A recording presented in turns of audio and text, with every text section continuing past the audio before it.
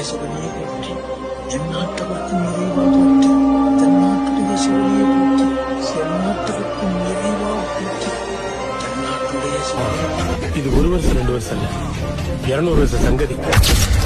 பல தலைமுறை அப்படித்தான் போயிட்டு இருக்கு. புதுசா வர்ற யாருக்காகவும் எங்களை மாத்திக்கவும் முடியாது, நாங்க மாறவும் மாட்டோம்.